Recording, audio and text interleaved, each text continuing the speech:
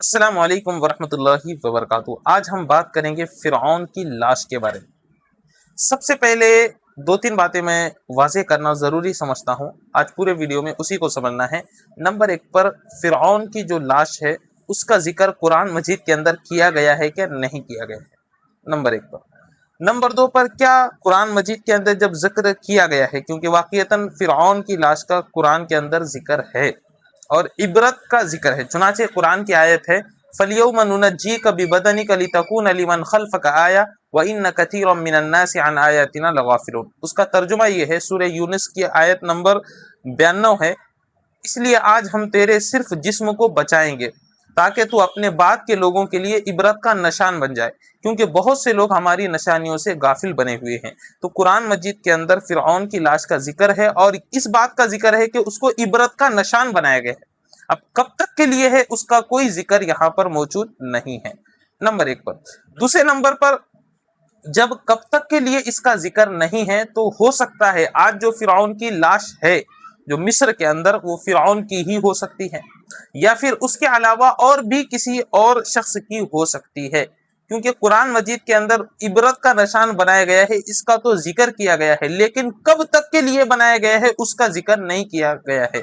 ہو سکتا ہے موسیٰ علیہ الصلوۃ والسلام کے دور تک کے لیے ہو سکتا ہے قیامت تک کے لیے ہو، یہ جو ہے امکانات اس کے اندر موجود ہیں، ہم اپنی طرف سے اس کو طے نہیں کر سکتے، لہذا کوئی بھی شخص یہ نہیں کہہ سکتا 100% کہ فرعون مصر میں جو لاش ہے وہ فرعون کی ہی ہے جس کا قرآن مجید کے اندر ذکر کیا گیا ہے۔ اندازہ لگایا جا سکتا ہے، اس کو بتایا جا سکتا ہے، زیادہ سے زیادہ امکان ہے۔ اب دوسرے نمبر پر فرعون کون تھا اور کہاں سے تھا اس کے بارے میں آج سمجھ لیتے ہیں۔ نمبر ایک پر موسیٰ علیہ الصلوۃ والسلام کے زمانے میں جو فرعون تھا اس کا جو اصل نام تھا رمیسیس تھا، یہ مصر کا بادشاہ تھا اور اپنی قوم کو یہ کہتا تھا کہ میں بڑا خدا ہوں، اس نے خدائی کا دعویٰ کیا تھا۔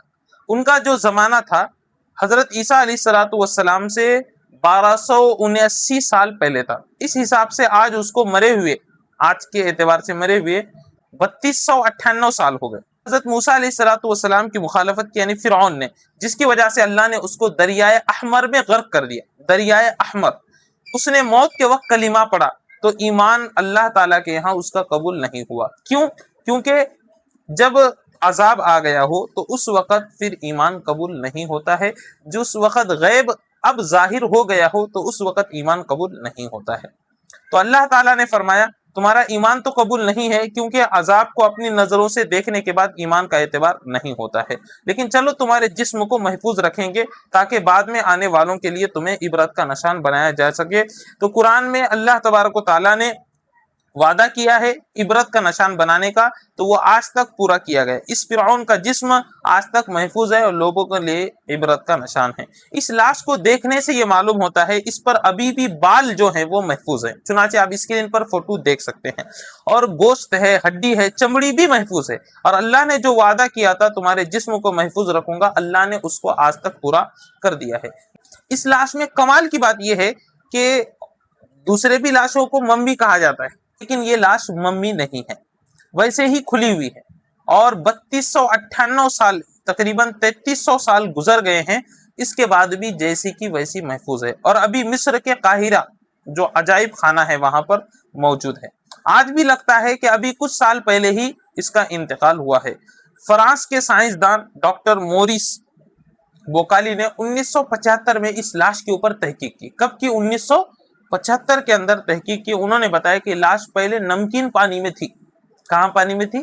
نمکین پانی میں، اور چونکہ اللہ تبارک و تعالیٰ نے فرعون کو غرق کیا سمندر کے اندر، بحر احمر کے اندر، قلزم جس کو کہا جاتا ہے، اس کے اندر اس کو غرق کیا گیا، اور ظاہر سی بات ہے کہ سمندر کا جو پانی ہوتا ہے میٹھا تو نہیں ہوتا ہے، کھارا پانی ہوتا ہے۔ اس نے جو تحقیق کی تو اس نے بتایا کہ لاش پہلے نمکین پانی میں رکھی گئی تھی، اس پر نمک کا اثر موجود ہے، پھر اس کو کسی نے دریا کے کنارے سے اٹھایا اور ایک زمانے تک وہ ویسی ہی رہی۔